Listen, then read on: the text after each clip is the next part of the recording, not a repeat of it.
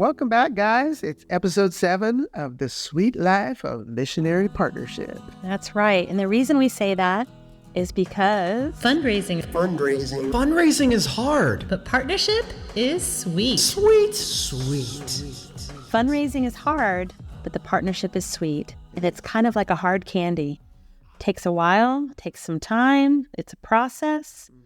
And it's hard. It's not easy, but it is sweet. The relationships are sweet. The partnership is sweet. In fact, just recently, I was really sick on the mission field. I mean, bad. And we tried to get over it. We tried to get well. Wasn't happening. And we reached out to all of our partners. Yeah. And they all started praying, fasting, sending texts, sending worship songs, sending verses. Yes. And honestly, within 24 hours, I was healed. And I think it was because we need people who are sending us. We need people who are behind us. We need a team of people, especially when we're in a difficult situation. Yeah. And so it was the most encouraging thing. In fact, Juan was reading the prayers to me because I was just laying in bed and reading all the messages from everyone. And he was crying as he was reading them because we were so touched at the kindness, the love, the support, the prayers of everybody, advice. It was amazing. Yeah. We're not looking at our partners as like some kind of giving unit. Okay. No. These are our friends. And we need them and they need us. Yes. That's the sweet part of life. Yes. And then after they reach out to us, many times I'll reach back to them to thank them and see how they're doing. And then I'll hear about them and their kids and their lives. And then I'll pray and get a word from God for them and share that word, or get a verse for them, share that verse. And so I want to encourage you, your ministry is not just to now where you are, where you're going. It's also to everyone you've ever known. Yeah. And that's a way you can literally minister to everyone you've ever known in the world, everyone you're with now, and then prepare yourself for those you're going to minister to in the future. Yeah, you're taking them on the journey. That's right. So we have been sharing in most of these episodes a true story from YWAMers around the globe. Around the gold. Don't touch the gold, the glory, or the gals. That's what they taught me about. Oh, wait, what did they say? They said, don't touch the gold, the glory, or the gals. But as a minister, Yes. you learned that at Christ. Don't get involved. You don't get tipped away sexually, or with power, or with money. That's right. You know, Good. That sounds kind of old school. Yeah. And we're talking about money, of course. And we talked about how God dedicates so many parables to money. That is really a key part of the New Testament in the Bible, but we rarely talk about it. But it doesn't mean that we have the love of money. Right. I don't have in fact, my dad would tell me I don't love money enough because as a kid, I would drop everything on the floor or throw it. Like I didn't take care of my things, right? I was very, blasé with all of my things. And he would say, you don't care enough about your things, or money. She never really changed. Hey, I pick up. Yeah, you do pick up, but you don't really care about material stuff. I don't. You give it away more than you keep things. Here's a funny example. I remember when I was a mother of 4, when the kids were little, we had a minivan that someone gifted to us. Thank you so much. I found, I don't know where this came from, but it was under the driver's seat of the car. There was one of those plastic rings that kids wear that have like flowers in the plastic. Yeah. And I thought, ooh, this is cool. And so I wore that as my wedding band, I think for 3 years. A plastic ring that I found in the floor of the minivan. Yeah. That was my wedding band. Yeah, that's how I roll. Very non-materialistic. So you could probably relate if you're a missionary. Right. But we want to share this true story from a YWAM around the globe, and her name is JiHye Cho.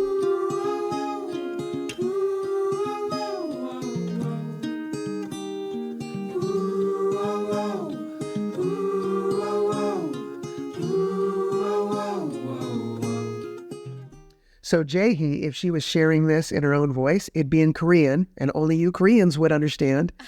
But for the rest of us, we have had it translated into English. Right, because we wanted to communicate also to our other Asian friends who speak all the other Asian languages, which are so many. Yeah. So JiHye Cho and her husband, they actually went to the Korean Discipleship Training School in Kona. And afterwards, they went on to serve as missionaries with YWAM in Singapore, the Cook Islands, Australia, and Indonesia.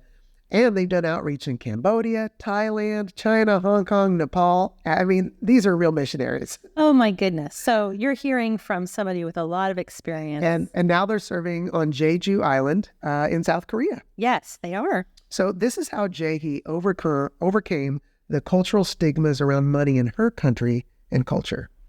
We joined YWAM just after DTS, and we didn't know what to do about fundraising initially. But at that time, we had some savings to use for a while. We felt ashamed to receive money from people. Some even offered to give to us, but we wouldn't give them our bank info. I was uneasy about receiving donations, so we struggled financially. A YWAM leader confronted us by telling us that we are too proud to receive their support. She taught us that it is God who gave them the heart to support us.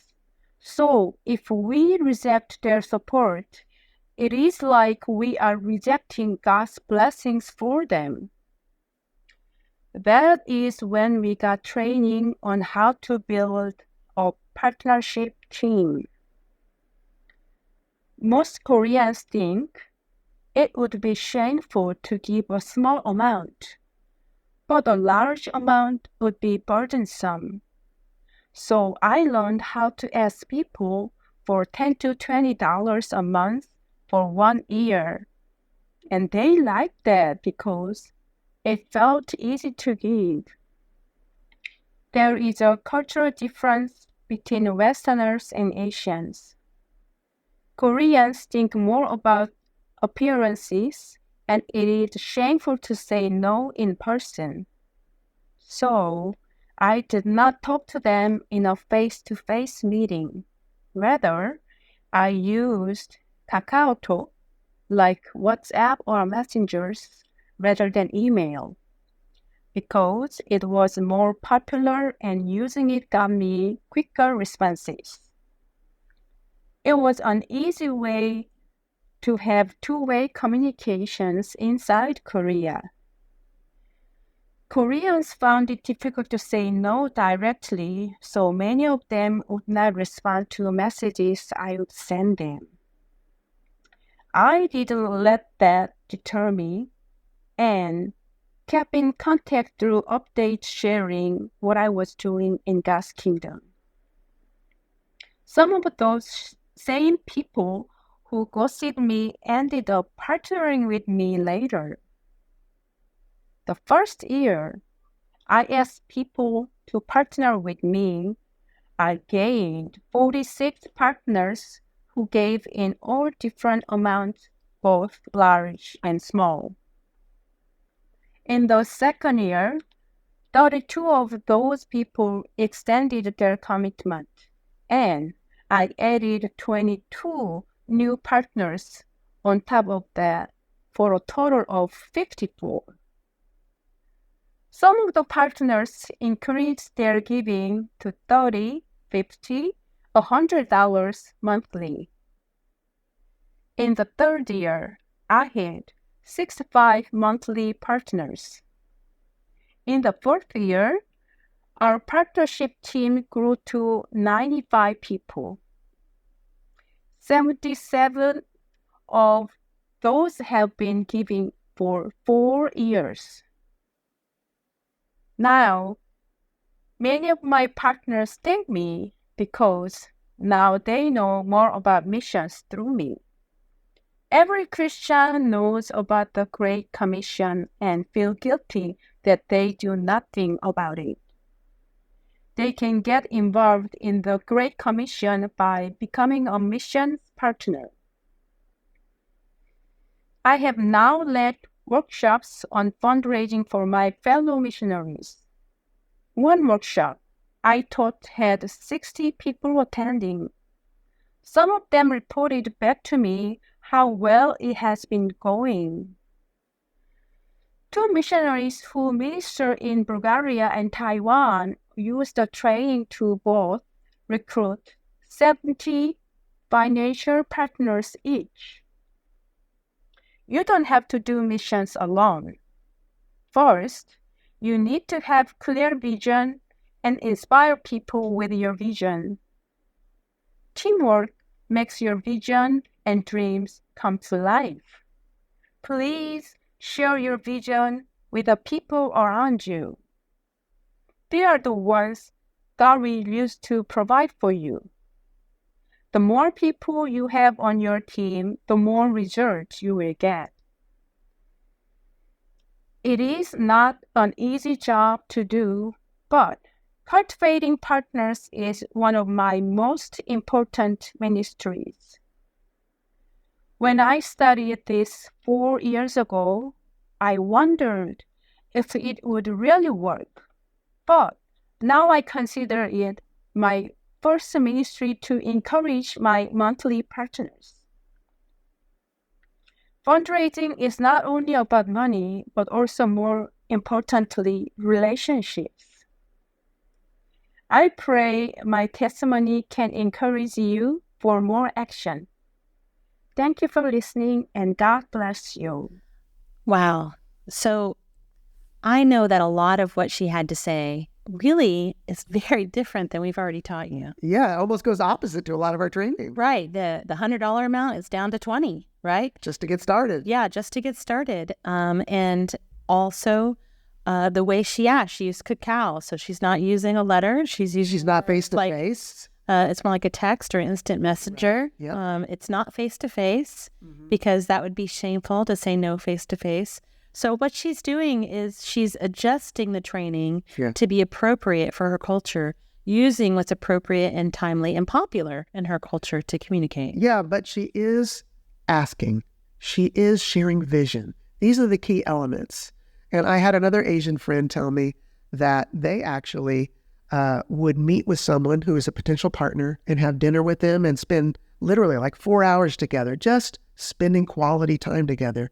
And then before they left, they would leave a letter behind and say, if you would please read this letter to hear about what I'm doing in missions and consider involvement, I would appreciate it. And that way the person could read it privately on their own, discuss it with their family, make a decision, and then they could follow up later. But it's a more of an indirect ask in that culture.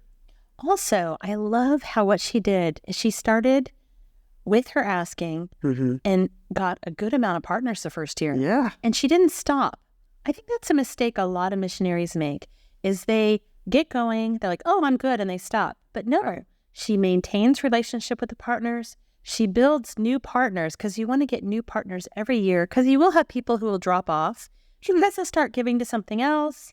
Maybe they'll lose their job. They'll retire. Maybe they were only called to give to you to get you going for a year or two. Yes. They didn't plan on being a 20-year partner, just a 2-year partner, and that's okay. So that's why we need to add a good amount of partners every year to replace the ones that are making decisions to go elsewhere with their giving. Right. And so I love how she built and built and built and got to 90-something partners. Yes. And I think that's something we have to remember. If you're in a developing country, you may have to ask for less and get more partners, right? So you may need 100 or 200 partners at a low giving level instead of having 50 or 80 partners at a higher giving level, depending, right? Sure. Yeah, that's true. I think what's amazing here, though, is this woman of God and her husband went from being so ashamed to receive money to having 95 partners a month. Right. That's inspirational. They wouldn't even give out their bank account information. Even when they were asked, people wanted to give. They wanted to give, and they didn't give an easy way for them to give. And that's another thing we're going to get into soon, and that is giving people an easy way to give. I find so many times when we travel, I want to give to people. And I'm like, how can I give to you? I feel like the Lord wants me to give them $200 maybe. Right. But they're like, oh, you can only do it this one way. And you have to transfer money from your bank to my bank. And it only works in our country. And I'm like, well, how do you get people to give from other countries? Oh, it is difficult. And I'm like, they don't know. They don't know. And they don't have any donors or partners from other countries. So you have to figure out a way for people to be able to easily click and give. So it's easy because that's the society we're in today. Yeah.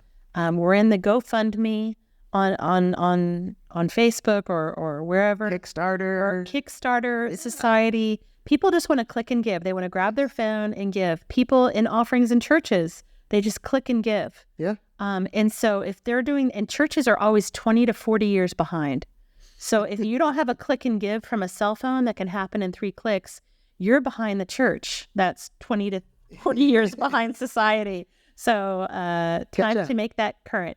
So the most important thing to remember as we talk about all this, because you might say, click and give, that's so hard. Well, remember this. Fundraising is hard. But partnership is sweet. Sweet. That's right. You got to do the hard work. Do it right. Do a great job. Make a way. Make it easy for the partner. It's not about being easy for you. It's about them. That's right. Make it easy for them, not easy for you. Okay, so let's go into the next segment. It's about how much should we raise? Right. How much is appropriate to raise? How much is too much or too little?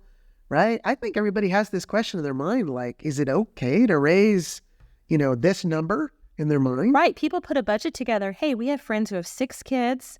They live in an expensive area. They're on mission, but in an expensive area. And so they have their house, they have their mortgage, they have their kids, and they put together a budget. They're like, oh my gosh, this is like $150,000, $200,000 a year, because maybe they're traveling around the world. There's airline tickets for 6 people. There's all these expenses, and they're like, it's too much. Well, what is too much? What's too little, Juan? Really, here's the rule I would follow. Raise enough for your family or yourself, if you're not having any kids or anything, and your ministry to thrive. Raise enough for your family and your ministry to thrive. Because if you're making decisions to not go on outreach, not go serve, not go help people based because, I guess I don't have enough money, I just can't. Or not go on vacation and rest so you can recuperate and keep going for the long haul. Because our goal for you is to make it for the long term. Yeah, and to have a healthy family. And if you're making decisions on taking your family on vacation or getting them a uniform for their sports team, you can say, well, we don't have enough money. I guess they can't play sports. No, I'm sorry. That's not good enough. Right. We need more faith and we need more action. What is that verse about worse than an unbeliever? Yeah, if you don't take care of your family, you're worse than an unbeliever. That's what the Bible says. That's really rough. And then also, I think you need to raise enough to bless others. Yeah. You want to have such an increase that it doesn't just take care of yourself and your family, but you have savings or retirement, and you have enough to be tithing and to be giving to other missionaries. You go on an outreach somewhere, you work for an orphanage, they need a new roof, it's going to cost $3,000, and you have that $3,000 or $1,000 to put towards it, and you can give and make a difference in the world because you want to fundraise, not just for yourself, but for all the ministries and missionaries and ministries that you help. You can give too, and you be a giver. Yes. So we don't want to stay impoverished. We want to have enough to cover all our expenses and enough to take care to be healthy as a person and as a family so we can make it for the long haul, not run out of steam and burn out. That's unacceptable. Right. And it looks different for each family and what you're looking for. Something we do, this is a personal story, is we have a family of 6 and we don't see our kids very often because we live on the road all the time. But we are a super close family. We love our kids. We love to get together and we love Christmas. So we make sure that we fundraise enough to put aside a little money every month. And then that way, when Christmas comes, normally your kids and your grandkids, if you're our age, would come visit you at the family home. Well, we don't have our family home. It's gone. Yeah, we left our family home in 2020 and we've been living on the road ever since and don't have a home. So don't feel sorry for us. It's okay. We're good. But we put aside money so that way we can have a home for Christmas. So we pick out an Airbnb somewhere that is warm and loving and happy and great with a Christmas tree. And we all show up and we have a wonderful week together as a family and this Christmas, creating memories with our kids and our grandkids. And because we don't pay for a home, we put some of that money we'd usually put towards mortgage or home repair towards having this place to be with our family once a year. Yeah. That's something we do as missionaries. Yeah, don't you think the Lord cares about this stuff too? Of course he does. He wants to bless us. He wants us to enjoy this life, not just suffer through it and sacrifice and struggle. Yeah, and their sacrifice and their struggle. Yeah. But he's a good, good father who loves to bless his children, and he wants you to live an abundant life. So we have a great friend named Terry Sherman. Yes. And at the end of this podcast, and then also at the with the resources we're going to give a link to her training. She has a free online training that she gives. She's writing a book right now. I can't wait till it comes out. And as soon as it comes out, we'll put a link on the podcast for that as well. Yeah, her training program is called Relational Fundraising, and she trains all over the world. We actually had her share earlier in our podcast a great segment on the spirit of mammon. But today she's going to share something equally valuable about manna. So get ready and listen to her story. Here, take it away, Terry.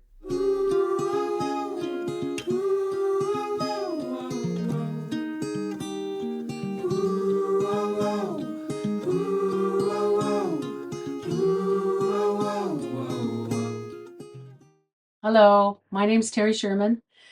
I am part of the Heidebeek base in the Netherlands with Youth with a Mission. When Ed and I first joined Youth with a Mission in '82, we thought we'd be there 2 years. As like many YWAMers, we didn't have a clue how long we would be there. So we thought, after a couple of years of this experience, we'll go home and we'll get a real job. But it didn't end up that way. We're still here 40 years later. We had very minimal support at that time. It lasted us for a while, but then the dollar went down and we went into debt and we struggled. At one point we thought, I think God's telling us to leave. He sent a friend, a special friend who helped us at that time. We were able to raise support in that time in '86, and we stayed in YWAM. But we didn't have a continuous good level of support. As our expenses went up and as the dollar went down, we struggled more and more and more. This is a problem I think many YWAMers have, that they don't have enough for the long term because they also come in with a short-term mentality. Now, we did see miracles and we had manna along the way, but I have to admit that this was very stressful. It was not easy to live like this.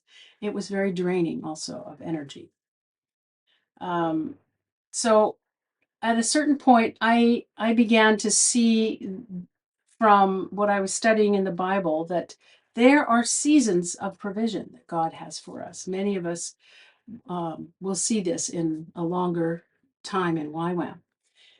The journey of the Israelites in Deuteronomy 8 has really helped me to see these seasons of provision, a season of manna versus a season of working the land. So we know all about the Israelites, how they were delivered from Egypt. They ended up in this wasteland, the desert, for 40 years. They did see miracles. They had manna that was provided for them because they couldn't provide anything for themselves. And finally, they did cross the Jordan and they went into the promised land. But so what was going on in the desert? The desert was a place of no resources. They could not make food. They could not plant crops. They could not find water. So God did wonderful provision for them through manna and through quail and water from a rock. That desert was a place of testing and humbling and learning that God is trustworthy. But what we see is the day they crossed over, everything changed. The manna stopped that very day, and so their way of provision changed. Manna was temporary, and God had never intended for them to live on it the rest of their lives. Now they were entering a land with many rich resources, but they had to do the work to use those resources in order to dig the copper out of the hills and get they had to plant their own crops. They had to do the harvest. They had to do hard work. And he reminds them at the end of Deuteronomy 8, don't forget that it is God who gives you the ability to create wealth. God has given us resources through which we can create wealth, enough wealth to cover our needs, but also to be able to be generous to others. Most of us in YWAM, we don't know. We come in with a short-term mentality. We're not sure how long we're going to be here. And it's normal to go through a discovery season in the beginning and learn along the way whether God is calling you for longer. And when I say long term, I mean a career in missions. We can choose to have a career in missions, but that means we will need to have something to sustain us for a career. It's during the discovery season that we learn many lessons. We go through many stretching experiences, and our faith does grow. We see God provide in different ways, and we experience manna. But God didn't intend for us to always live on manna. Many of us don't have committed support when we start, or we have a very minimal amount. But it's because we are not thinking long term, and often there is no training available. But once we know that we're called for the long term, then it's time for us to get serious. And that's when we need to build a team of long-lasting partners. Hard work is part of this building a team and maintaining the team. And we need to realize that this work is part of our ministry. It's central to what we do. It's the thing that holds us up. And it actually is part of our ministry. It's not something we should think about as something to do on the side in our spare time, if you have any. Uh, it's also not something we should be just doing as whenever we have a crisis. This is actually how Ed and I lived the first 20 years. We lived from crisis to crisis, and we only did support raising when we were in those crises. But we have learned now that no, this is a central part of our ministry.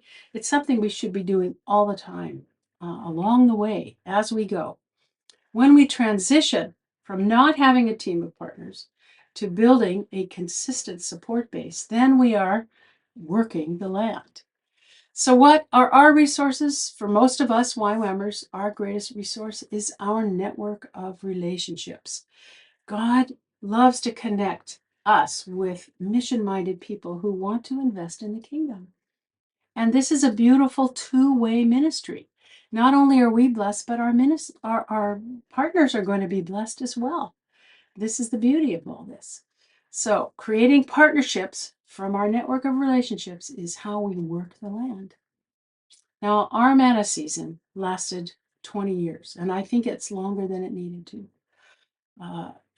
We hadn't learned so much of this, but once I did learn the biblical foundation and how good it is to put in the work to build a team of ministry partners for the long term, then things changed for us and became much more stable.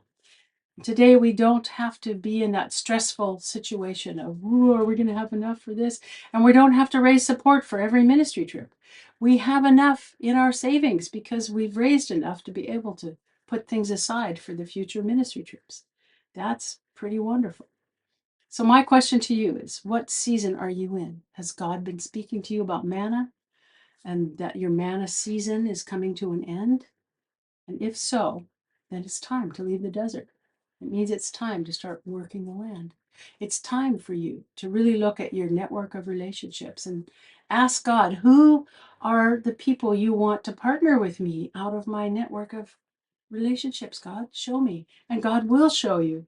He will lead you, He will guide you, and you will be blessed, and they will be blessed. So I really urge you to ask the Lord, what is He saying to you today? How is He leading you? Listen to Him and follow Him.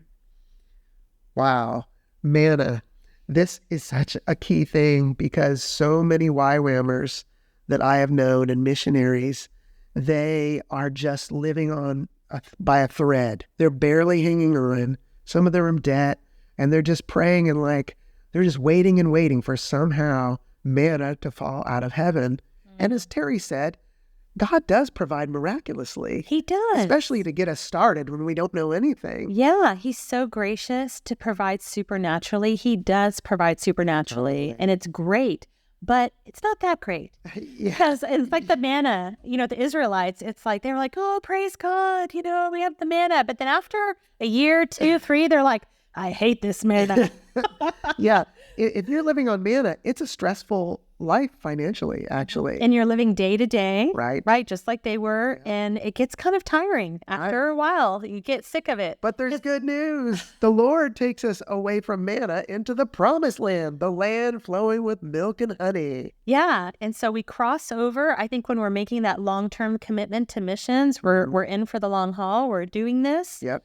We cross over and it's like, okay, there's no more manna, but you can work the land. And in working the land, you get grapes, and then you get tomatoes, you get cheese from the cows and bread from the wheat to make nice pizza. Yeah. So, yeah, like Terry said, he gives you these resources. And for us, it's a lot of the time our relationships and our time. And so we need to work the land. We need to share with our network of friends, family, loved ones, churches, and build that team to accomplish together what he's called us to do. Yeah, so great. I love Terry. She's really an excellent communicator, and I love how she brings out things in a way I never thought about before. You know, related to this, Lauren Cunningham, founder of Youth with a Mission, shared this quote from his book, Daring to Live on the Edge, The Adventure of Faith and Finances. Oh yeah, yeah. Oh yeah, yeah.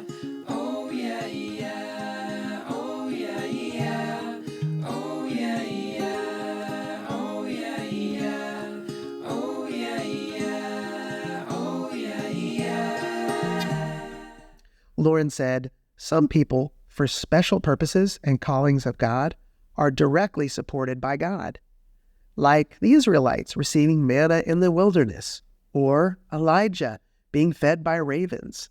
This kind of direct provision from God is for a short time, in unusual circumstances, or for a dramatic demonstration of his power. In other words, Lauren is saying, this is not a strategy or model to live on as for a lifetime as a missionary. God does provide miraculously, but he has a better plan, which is the promised land, which involves the body of Christ working together as a team. Yes. He said for a short time in unusual circumstances, Yeah. this is what happens. Yeah. But I think so many times we read these books by Lauren Cunningham, our founder of Youth with a Mission, and Darlene, of course, and we're like, wow, God is just going to miraculously come through. Yes, he will. Yes, he will. And yes, he does. And that's an addition to us working the land and being faithful, good stewards of what God's given us to take what we have and build more. Yeah, so you have to look at manna, which maybe you've been living on manna as you listen to me. You're like, gosh, I've got 3 partners and, I'm sweating it. I'm afraid I'm going to lose one and even be more in trouble. So, when you look at manna, is it really the ultimate blessing or is it kind of a consolation prize? Yeah. And maybe God is calling you to enter the promised land. Right. And with that, I want to say if you only have a few partners and one of them is a major big donor, a huge chunk, trouble, that spells trouble. You want to have, especially if you have one that's a major donor, like, oh, I'm doing fine. I have this one major donor and 2 other little ones. I'm like, no. Because if you lose that one major donor, you're in big trouble. So you need to add more. Right. It's like, don't put all your eggs in one basket because if you trip in that basket, all those eggs are broken. You want to make sure to have a wide variety of people who are on your partnership team. Absolutely. So we read a book together by Scott Norton. It's titled Funding Your Ministry. And Scott has been training missionaries all over the world. He originally is from an organization, excellent organization, missionary organization called the Navigators. And they do ministry to students on college campuses around the United States. And so they are very familiar with building a partnership team. Right. I love this book. In fact, this book is my favorite. Okay. Scott Morton, Funding Your Ministry. I think it's because it's more like a workbook. Uh-huh. It's got some color and some pictures. And I don't know, I'm a little more of a creative. Uh-huh. And it's very user-friendly, easy to read. Yeah. I love this book. I think this is a must-read for every missionary. It's very well written. And the reason why I'm mentioning it is he did a study that is going to really very clearly using data, explain to you why the method we are providing training on is the most effective, especially in the Western world. So listen to this case study results. And as he does this, you might say, I'm not in the Western world, but as a missionary, I'm sure you're meeting people from the Western world. So you can utilize these stats. You need to know this too, because you're meeting people and you can utilize it for that. But you number people, you're going to love this. Yeah, so get ready. Oh yeah, yeah. Oh yeah, yeah. Oh yeah, yeah. Oh yeah, yeah. Oh yeah, yeah. Oh yeah, yeah. Oh yeah, yeah. Oh yeah, yeah. So the study was done with 100 navigator staffers, those are those missionaries, and the study was when these 100 people made 7,800 financial appeals. 7,800. Wow. Yeah. That is a lot of asks for monthly partnership. And so they took the results and gave us some real insight into what really works.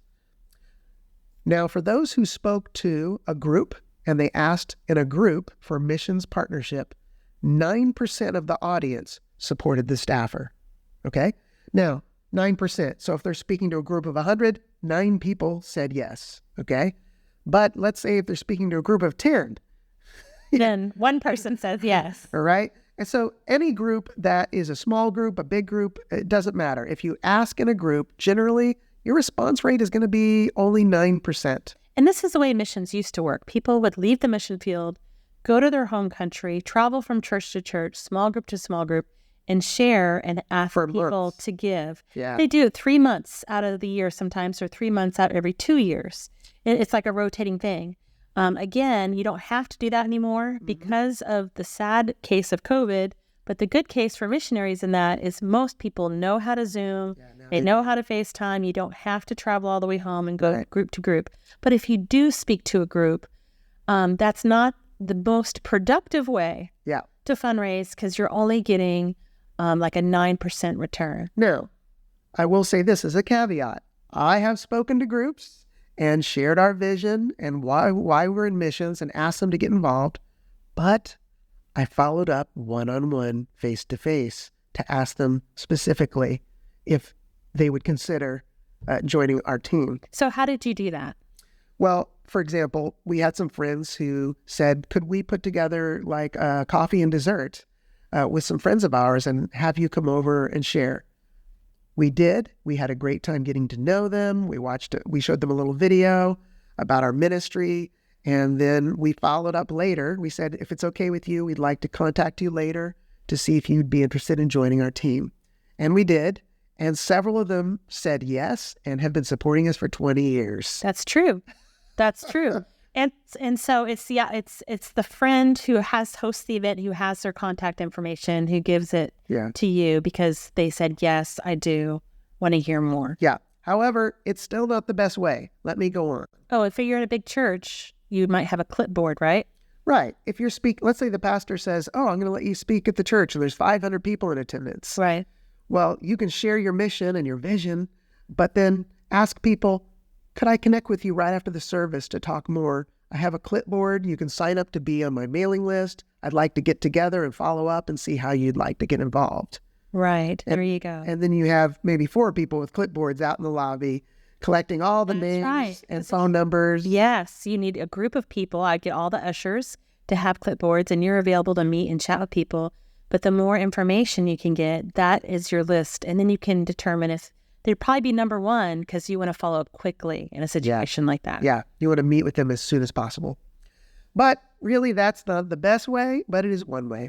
A second way, which was a little bit better, was... This is still part of the case study for the navigator staffers who did 7,800 financial appeals. Then when they asked to a group, 9% supported the staffer. And then what's the second thing that they calculated? Okay, so some people sent a letter out to individuals asking them to join their team, and they actually had a 14% response rate. Wow, that's really high. And I think this is dated because I think it's down to 2% right now. Yeah, I think it really has changed in this digital age. We're getting much, much less response. Or even if people do give, it's kind of a one-time gift. Right. When they respond to just a letter. Yeah, a letter is a one-time gift usually, which is not what we need as a long-term missionary. It's not. So let's go on to the next way. Some people sent a letter, but then they followed up individually with a phone call. This actually happened to me. We had zero training. We became missionaries, and I sent out a bunch of letters. And my dad asked me, because he was leading the ministry at the time, he said... This was back in 1990. The early 90s. Early 90s or something. Okay, go ahead. He said, how's it going? And I said, terrible. No one has responded to all those letters. I sent out, 100 plus letters. And he said, did you call them? And I was like, well, you can call them? I was like, I didn't know this. Yeah. And I did. And guess what? Some people gave. And according to this study, people who sent a letter and then followed it up with a phone call had a 27% response rate of joining their partnership team in missions. So that's definitely much greater, right? And I think part of that is that direct. You're directly calling someone, directly talking to them. It's not the general thing. Right. It's personal. Right. Now, but let's get to the most successful way. Right. Because, your time as a missionary is limited. You're busy. You've got a missions base to run. You've got things you're serving. You've got work duties. You've got a family maybe and kids. And you have a lot. You don't have time. You only got 2-4 hours a week to work on this fundraising thing. So you want to do the thing that is going to be the most effective, reach the most people, and make the most amount of income in the quickest amount of time. And this is it. And this is the way we use exclusively, by the way. This is the only way we do it. I don't do it any other way. Right. Face-to-face asking. This study found that 46% of the people who asked face-to-face got a monthly partnership. And almost half of all the people that they met with one-on-one said, yes, I'm joining your team. I'll help launch you into ministry and partner with you to spread the gospel and reach the lost. That's so good. And of course, with us, it was Zoom. But some people, let's say if you're getting prepared to go into missions and you haven't left your hometown yet, this is a great time to get as many face-to-face one-on-ones as you can. I think that's excellent and so important that we remember face-to-face is going to have the best asking face-to-face. It actually means that their gift will be much higher. Isn't that true? It is. You can ask generally, like in a group, you can send out letters, all that, and there will be some percentage of response and gift, but it's going to be a lower gift than if you met face-to-face with the person or over Zoom and ask them, would you give it at this level? This is what, our ask is. They will give more, actually. Yeah. And isn't it that it's not just more, but also it's how often they give, right? Exactly. And that's what we need to be sustainable.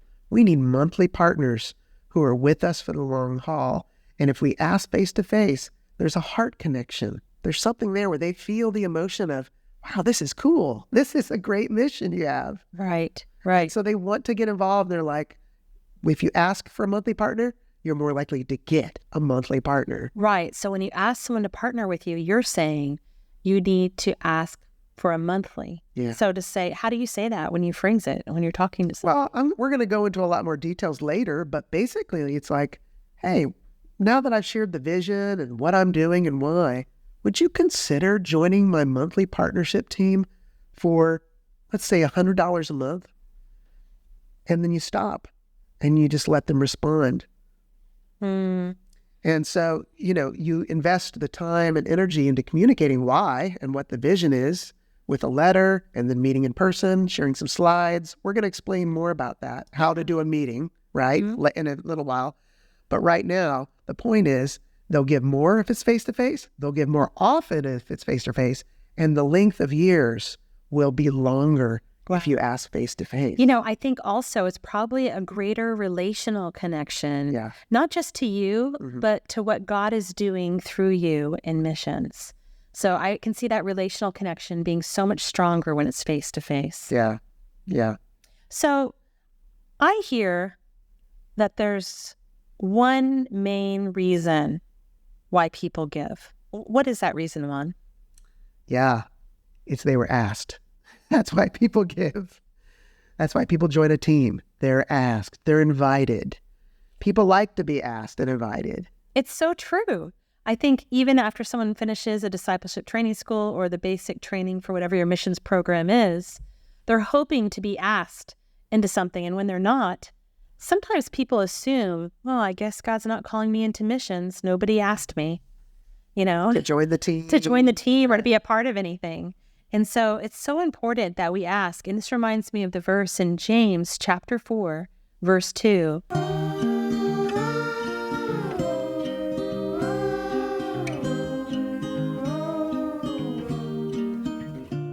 Says, you have not because you ask not. People say, oh, I don't have any staff. Well, have you asked 100 people to join your staff this year? If you ask 100 face to face, eye to eye, you probably have a 48% chance of 48 people saying yes out of the 100, or maybe half of that of 20, right? It's how many people you ask, right? Or you're like, oh, I don't have any people for my school that I'm leading this quarter. Well, how many people have you asked face to face, eye to eye, directly invited to be a part of your school? I bet you, a little less than half will say, yes, I would like to come, just because they were asked. You have not because you ask not. And that applies to our finances equally as much. Yeah, and it is hard. Asking others to invest, to partner, it's hard because we're not used to it, because it might make us nervous, because it feels awkward. But yes, fundraising is hard. It's hard work. You're going to have to learn new skills and do new things if you want new results. But here's the kicker. The partnership is sweet. Yeah. Fundraising. Fundraising is hard. But partnership is sweet. Sweet. I want to mention somebody that I hear mentioned quite frequently. Mm-hmm. He's this great man named George Mueller. George Mueller was famous for never fundraising and trusting God to provide funds for an orphanage he ran, I think in England, right? Yep. Miraculously, he experienced lots of last-minute provision for the children, and he became a legend and maybe a myth as well. Oh, yes. As an Urban legend. As an example of how people should not have to fundraise at all. So people are like, well, George Mueller didn't ask and God just provided, right? But the truth is George did fundraise, but in an indirect English way. Yeah. And I understand this because I'm part English. Yeah. My grandmommy was English. Yeah. I remember before dinner at my grandmother's house, we would have to shower, dress in a dress, put on nice shoes, maybe pantyhose back in the day, go down and you'd eat on nice china and crystal. Yes. And you would sit up straight and mind your P's and Q's, right? And so I have an English culture in my grandparents' culture. And so I understand if we're sitting at that dinner table, you would never say something directly. You would say 5 things around that topic, and that topic is what you meant. Yeah. You wouldn't say it directly. That would be uncouth. It would be rude. Right? And so George was doing fundraising, but he was doing it in the appropriate way for his culture. Yeah, he would do, they go to prayer meetings and things, and they say, he'd be praying for the orphans. He'd be sharing about the orphans. He'd be telling the story. Everywhere he went. And he'd say, oh, Lord, God, the children, they need milk. And if they don't have milk tomorrow, we don't know what will happen. But God, we trust you. And then, of course, somebody would bring milk the next day. Or he'd suggest and he would say, oh, yes, this is a need. And he'd say that this is a need to many people. And so he would hint. And we do encourage against hinting, right? Yeah. But I also have some friends from Norway, and they said in their culture it's similar to the English, where it's not appropriate to ask directly, but you hint around, but you hint so much, so strongly, with such specific needs that they get the picture and they give. And so, yes, it's okay to hint in that culture, in that circumstance with a person from that culture, but do not believe that George Mueller didn't ask, because he was asking constantly. Yeah. But in his cultural... Yeah, and this was in the 1800s. Right. And not only did he do what you said. He actually put a donation box right on the front of the orphanage so the whole town could see, oh, I mean, they need money, They right? need to give. And so that was their opportunity to give. So, Right. let's not look at these stories and say, oh, well, I guess I'll just pray and ask God because I don't have to do anything. Or feel like that's the godly way. Right. Well, just because a person who is godly did it that way in a certain culture in a certain time period, that doesn't mean that's the biblical way. We've already taught you the biblical way, and we encourage you to always follow the Bible before people. Yes. Okay. Well, I wanted to share something that I thought was really great from the book, The God Ask. Steve Shadrach, the author of The God Ask and the leader of Support Raising Solutions, he shared some great common problems in asking because we talked about how nerve-wracking asking can be. So let's look at some of those common problems. Oh yeah, yeah. Oh yeah, yeah. Oh yeah, yeah. Oh yeah, yeah. Oh yeah, yeah. Oh yeah, yeah. Oh yeah, yeah. Oh yeah, yeah. Number one, telling yourself certain people can't or won't give. We can tell a story or a narrative in our mind about people, and then we'll never ask them. But really, we're generating that story. We don't know until we ask. And so don't tell yourself that people can't or won't give. You'll be surprised by who does. You can talk yourself in Yeah, or talk yourself out of anything, so true. right? And by the way, Steve Shadrach and Support Raising Solutions, it's an excellent boot camp. We used to send all of our missionaries, our urban missionaries to get trained. So good. And they all came back really, really equipped. They were fired up and they did it. They got fully funded. If you want to take a whole week to go, and by the way, most of these trainings, you go for a week and you stay in a hotel and from morning till night, you work on this. And you get ready and you come back from it and you work on it. And so it's massive. So this podcast is more of kind of just an easy way for you to get the information and the material. Yeah. And In a to condensed get format. started and condensed. We're taking, what would be 40 to 80 hours of training and condensing it into about 8 hours of training for you in a podcast format. It's not as effective this way, I don't think, as being there in person and working on it with other people, but it's a good place to start. But if you want to take the second step, I recommend doing the boot camp with Steve Absolutely. Shadrach. It's really good. He also teaches that one of the other common problems in asking is asking everybody for the same amount. Remember, I said I did that. I asked everybody for $20 or $30. And if you decide you're going to ask everyone for, let's say, $50 a month, guess what? Your average gift is going to be around $50. If you ask everyone for $100, your average gift will be $100. Now, I'm not suggesting you ask the same amount for anyone. In fact, Steve Shadrach says to not ask everyone for the same amount. Ask what's appropriate to that person. Another common problem in asking is asking too low. Okay, that's what I did. It was because out of my nervousness, my fear, if I'm going to be honest, that I didn't want to be presumptuous. But there is an appropriate way to ask that honors the giver. And this one is probably the funniest one, but the most common, I think, common problem in asking, not asking at all. In other words, someone will go to all the trouble. They'll send a letter, they'll do a meeting, they'll pray, and then they'll tell their story, their vision, and then they'll wrap up the meeting and say, well, thanks for meeting with me, and please pray. And they never ask because they kind of chicken out. They're just too nervous. Like, just please pray. And they give up. Yeah, they don't really do a direct eye-to-eye. And they sit at home and wait and hope that person sends money without actually asking them to partner. Yeah, potential donors, they are not mind readers. Right. You have to give them some idea of what it is you're asking them to do. Sure. I feel like you would do the same thing, whoever's listening. If someone came to you and said, I'm doing a run-a-thon for kids with cancer, just pray about it. They'd be like, pray about what? What do you mean? Right. Pray about the kids for cancer? Pray that as you run, that you can run well? Like, but if the person said, I'm doing a run for kids for cancer, can you get on my partnership team for $50? Be like, oh, $50. I could give 100, and then say, I'll give 100, or you could say $50. Oh, I can only give 40. I'll give 40, but at least you know how much you're supposed to give.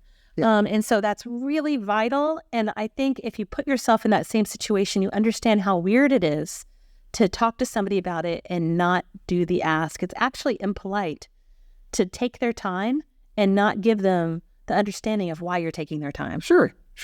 So just to go over the overall game plan of what we're doing as we're building a partnership team, after we do the prep work, of course, of the budget, the name list, the first thing we do is we send a vision letter if we haven't been in contact with that person for a long time and we're just starting out. Yeah, or it could be an email if you live really far away, right. You don't have paper, you have no money for a stamp. It's not as effective to email. So you want to do the most effective way, but that's a good way to start. But send a letter giving an overview and a vision and asking for a meeting. And then you follow up from that letter with a text. Of course, you can call them on the phone too. I prefer to text so that when if I'm calling them on the phone, they might say, oh, let's just talk now. And like, no, I want to do a presentation. Actually, I have some slides I want to share and some pictures. And so we text them to set up a Zoom meeting, and we don't ask them for a date and a time. We actually suggest one. Of course, if there's a better time, we can say that if you have a better time, glad to do that as well. And of course, with timing, you have to get very, very good at calculating time difference and time changes. Yes. And when they're not at work, right? You want to do something that's appropriate for the husband and wife if it's a couple. So they can both be there because you want to text both of them to invite them, not just one. Yes. And then thirdly, when you actually meet with them, you want to share a brief media presentation, which has some photos of you doing ministry, of missions. They can really get an idea of what it's like. And then at the conclusion of the meeting, you want to ask them to consider joining your partnership team. Finally, the fourth step, you need to follow up to that meeting to get their final decision on if they would like to join your team and at what level. Because most people say, I'll pray about it. And then the missionary never gets back to the person. Correct. And they could have had a donor for the next 20 years, but instead they have nothing because they never got back to them. So that's really important. So we're going to go into the details of exactly how to do each of those things. Yeah. So, oh, you know what, though? Before we do that, I want to add something else to that game plan that I'm not seeing on it. Okay. I know. I'm throwing you a curveball. All right. I feel like you should create a website. And I know that sounds like a high ask, but with today's tools and online tools, you can do a simple one-page free website, probably in about 2 or 3 hours if you had to. That's true. All you need is like the picture from your letter, put it on the website. Yeah. The words from your letter, put it on the website.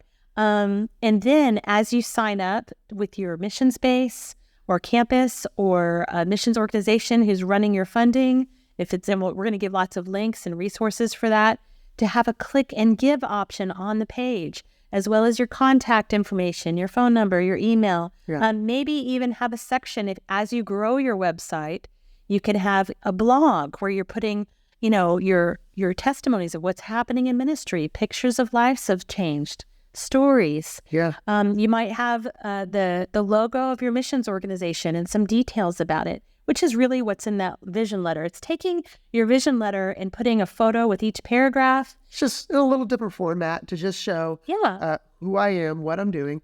And it's a landing page. So every time you meet somebody out there, you can say, oh, I'll send you my website. And you can see what I'm up to. Or as you pray about it, let me go ahead and share this website with you, right? And that's where you can put that. We have that great video we suggested earlier by Lauren Cunningham and Youth with a Mission called I Am a Missionary. You could put that on there. I think that's great for any missions organization to utilize that. It's great across the board. Yeah. It's not just about Youth with a Mission. It's about being a missionary. Yes. And someone watches that video and you cry and you want to be involved. It's just the way it is. So we have that right on our webpage. So I encourage you to create a web page, and then when you do these Zoom meetings, you can guide them to that web page that they decide to give. Yeah. I think it's a great idea. If you're you need to have a digital footprint out there where people can find you, right? They hear about you, they see a post on Facebook or whatever, and they're like, oh, I wonder how I could give. Let me Google their name. Oh, they have their own website. Perfect. I can just, or maybe you put that link in all your social media. That's your personal website. Before we did our Zoom meetings, we had our website done. So that was the first thing we actually did is we sat down and we went ahead and we took a week and we designed our website. And we had a friend who was a website designer, and they're our partner. Thanks, Andrea. Yes. She's a girl from our youth group back in Dallas, Texas in the 1980s. Yes. And we hadn't talked to her for, I don't know, Years. 30 years. Yeah. But she designed our website for us for free. Yeah. And helped us to get it right. Anyway, point being, a website's a great idea. Yeah. Well, I think let me just go over. Let me start the process here of talking about preparing a presentation, okay, that you're going to give when you meet face to face. Putting something together that really makes sense. Well, the first thing you might need to do before you even do that is say you're sorry, because maybe you've been a missionary for a couple of years and you just know you've done a terrible job communicating to your partners, thanking them well, sending them updates. You've kind of taken them for granted, or maybe somebody gave you money to go on a trip. You never responded back to let them know what happened. Or maybe you texted them a thank you, but never a report. What's a way that somebody would say thank you, Juan? How would you do that? Well, say sorry. Yeah. You say you're sorry. Well, first of all, I would do it face to face. So if you're meeting and sitting down with somebody to do a presentation, say, you know what? The first thing I want to do is, number one, thank you, because you gave, let's say 2 years ago, and I went on that trip, or I did that school, and I really blew it.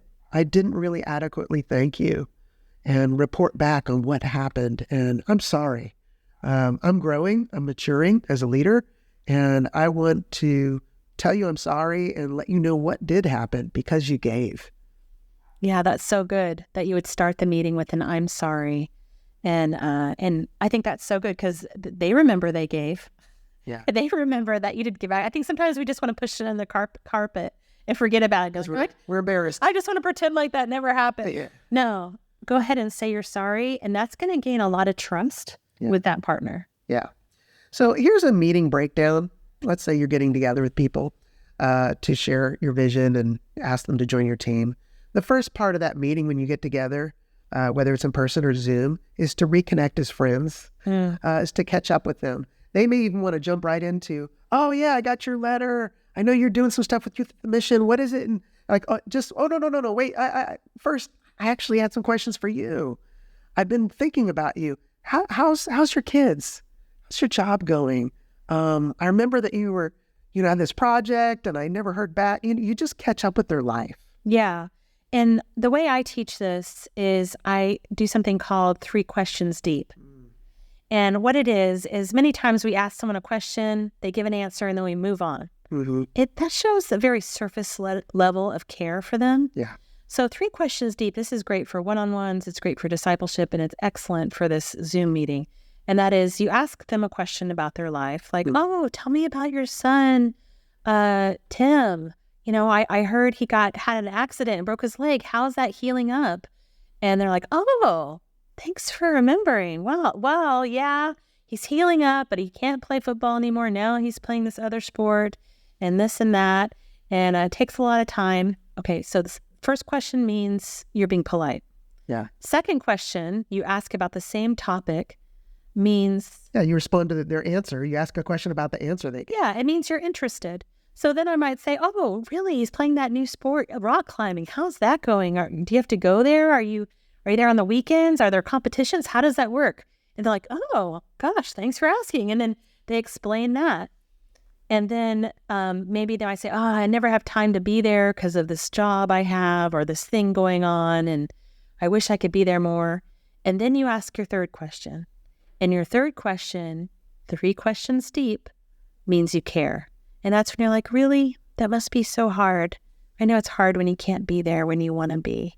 That's such a challenge. I really feel for you. That happened to me too, when blah, blah, blah. And then, so you talk to them about it. Yeah, your conversation gets deeper and deeper. Right. So the first question is just being polite. Mm-hmm. The second question is that you're interested. Yeah. And the third question is that you care.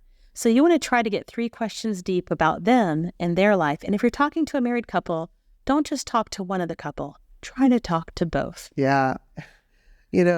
What you're saying it's really social skills, relationship skills, friendship skills. It's also how to love well. Yes. And in order to build a team, we have to love our teammates well, our potential partners who are going to join. And so when you're getting together with them, you do want to really show concern and care for their lives and genuinely love them. And then it will be natural, as you hear about their lives and ask questions, that they're going to ask about your life. And then you transition into sharing. You're really going to follow the same format that you mailed the letter. You're just going to do that now in person and give a lot more detail. And you're not reading it. No, of course not. You're starting off by sharing a little update. Oh, yes, here's what I'm doing now. Your testimony. Here's how I ended up here, how God led me on this journey to be a missionary, right? And then you share the vision. The majority of that meeting is going to be vision, all right? You're going to talk about the history and the impact of YWAM, because that's part of the vision.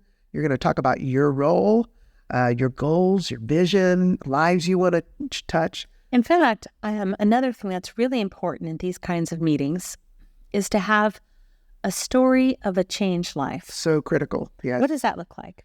Yeah. So you don't want to just give numbers and stats and stories. You want to actually tell about a real person that their life was touched because you're in missions. Now, it could be when you were on outreach and you led someone to the Lord. Could be you prayed for somebody.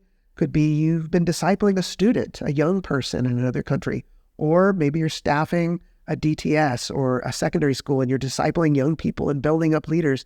But you want to share their story, hopefully with a photo as well, so they can see, oh, that's awesome. Right. And having one person with a name and a story is really key. So that way it kind of goes from big picture of this is what the whole organization is doing globally. This is what I'm doing in the organization, to very personal, to this is a life change. Exactly. These are proven great methods to communicate with integrity. Right. And then you come to the conclusion of your meeting where you invite them very directly to join your team, and you would ask a monthly amount or in a range. Okay. Like it might say, hey, I've been praying about it and I want to ask if you would consider giving $100 to $150 a month to partner with me in missions to accomplish all these things that I've been sharing with you in our time today. And so your major part of that meeting is about the vision and what you hope to do to share the heart and soul of what this is all about, because that's really what they're going to be responding to.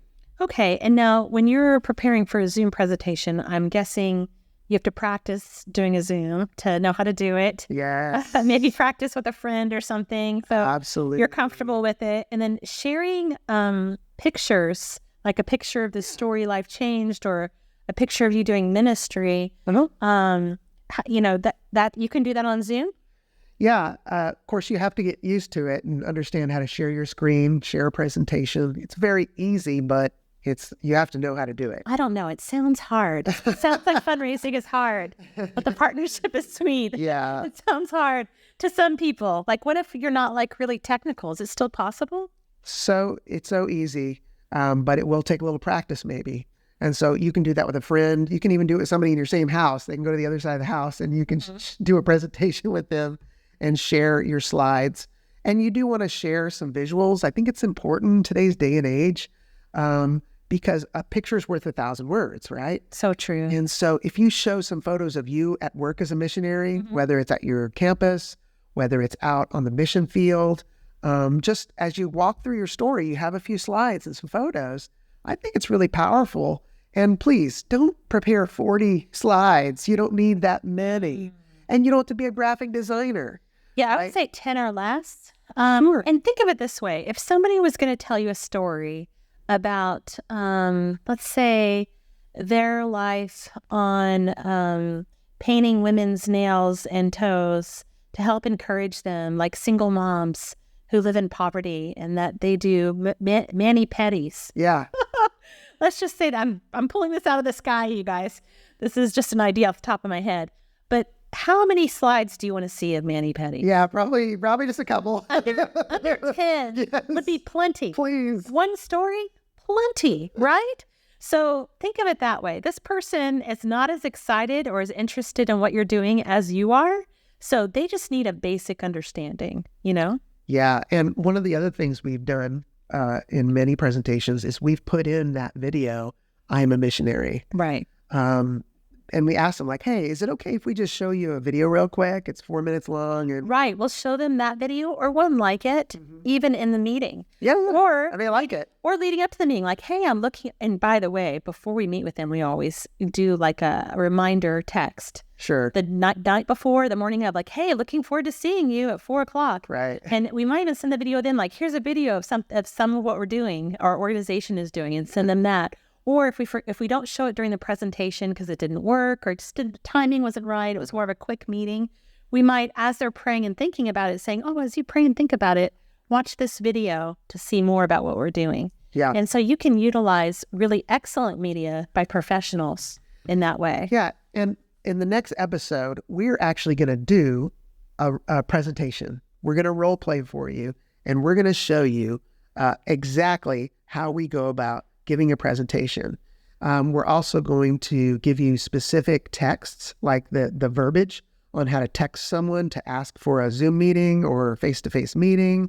We're going to give a lot of the nuts and bolts.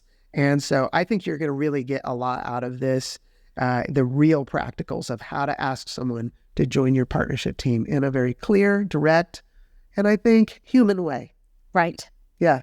Okay. Well, hopefully you picked up a few tidbits of wisdom. Yes. In this podcast, we are here to help you for free. This is all free. And I'm not even say it's for free to ask for anything. Yes. This is a gift to you who's listening, because we want you to be able to prosper and to be in health. Yeah. And we're doing this. We're 100% funded, you guys.